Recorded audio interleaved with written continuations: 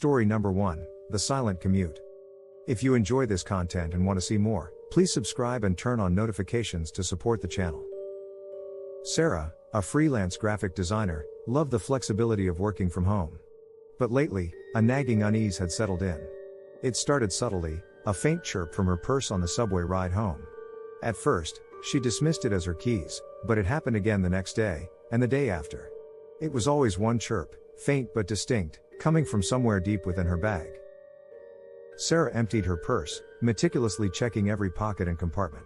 Nothing. No rogue candy wrappers, no forgotten coins, no misplaced AirTags. Relieved, she brushed it off as her imagination. Until the chirps became a chorus.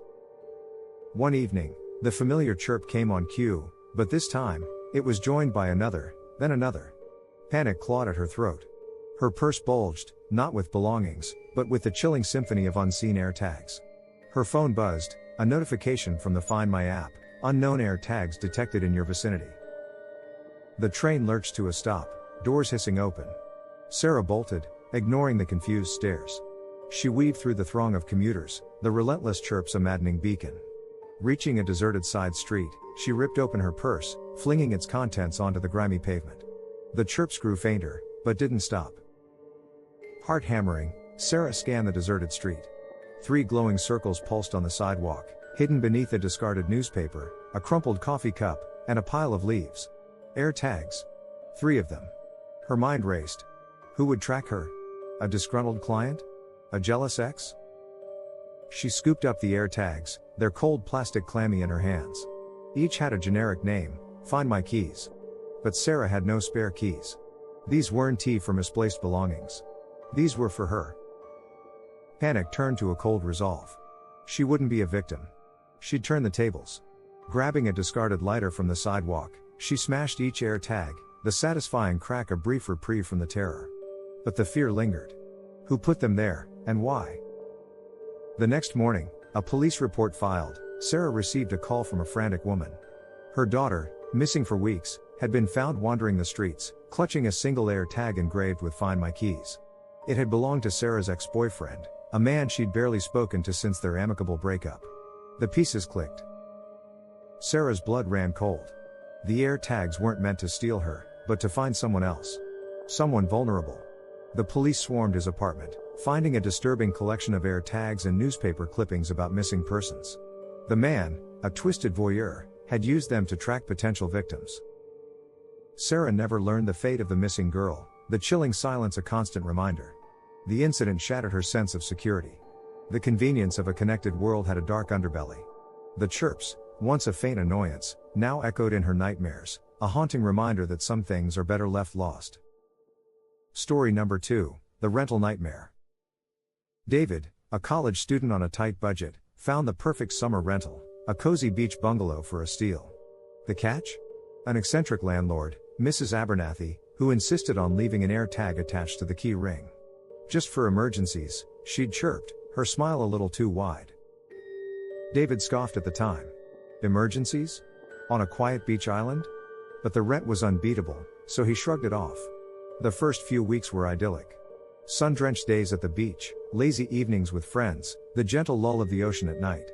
Then, the notifications started. His phone buzzed with the Find My app alert, AirTag detected, moving with you. A shiver ran down his spine. He was alone in the bungalow, grilling burgers on the patio. How was the AirTag moving? He checked his phone, the location pinged from inside the house. David's blood ran cold. He sprinted inside, searching every nook and cranny. Nothing. Just the comforting scent of sizzling meat and the rhythmic thrum of the ceiling fan. But the notification wouldn't disappear. It kept pinging, leading him on a maddening goose chase. This became a nightly ritual. The notification, the frantic search, the unnerving emptiness. Sleep became a luxury David couldn't afford. He confronted Mrs. Abernathy, his voice laced with suspicion. Her smile faltered for a moment, but she quickly recovered. "Oh, that silly AirTag," she chuckled, patting his arm a little too firmly. "Must be a malfunction. Let me take care of it." She snatched the keyring, disappearing into her rambling Victorian house. The notification stopped, but the fear lingered. One particularly stormy night, the power went out.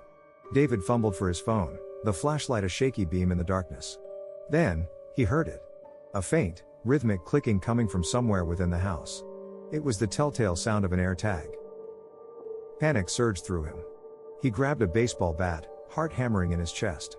He crept through the darkened house, following the clicks. They led him to the attic, a dusty, cobweb-strewn space he'd never dared explore. With a trembling hand, he pushed open the creaking attic door. The moonlight filtering through a small window illuminated a horrifying tableau. An old rocking chair swayed back and forth, an AirTag taped to its underside. On the floor, a hidden camera blinked an ominous red light. David felt bile rise in his throat. He wasn't alone. He'd been living in a voyeur's playground, unknowingly filmed in his own home. Rage replaced his fear. He smashed the camera to pieces, then ripped the AirTag from the rocking chair. The next morning, rain lashed against the windows. David stormed into Mrs. Abernathy's house, the incriminating evidence clutched in his hand. Her facade crumbled. Tears streamed down her wrinkled face as she confessed. She'd lost a son years ago, a young man who'd loved the beach. The bungalow was his haven, and Mrs. Abernathy, consumed by grief, had become obsessed with recreating his life through her tenants. The AirTag and camera were her twisted way of feeling close to him. David reported her to the police. Mrs. Abernathy received a restraining order and therapy. The bungalow, once a dream rental, now stood empty, a stark reminder of the darkness that can lurk beneath seemingly harmless technology. Story number 3, The Lost Child. Emily, a single mother juggling 2 jobs, relied heavily on pet sitting services. When a regular sitter canceled last minute, she reluctantly turned to a new app boasting verified caregivers. Little did she know, the convenience would come at a terrifying cost. The woman who arrived, Sarah, seemed friendly enough. She cooed over Emily's rambunctious toddler, Liam, promising him an afternoon filled with toys and bubbles. Emily, exhausted from a long night shift, felt a pang of guilt as she left them. At work, worry gnawed at her. Had she been too hasty? Checking her phone, she noticed an unfamiliar notification. AirTag detected, Liam. Panic gripped her. She hadn't attached any AirTags to Liam's clothes. She frantically called Sarah, but her phone went straight to voicemail. Refreshing the Find My app, Emily watched in horror as the familiar blue dot, representing Liam's location, moved steadily away from their neighborhood. Desperate, she contacted the app's support, who instructed her to call the police. Within minutes, sirens wailed outside the hospital where Emily worked. The dispatcher confirmed, Liam's AirTag pinged from a moving vehicle.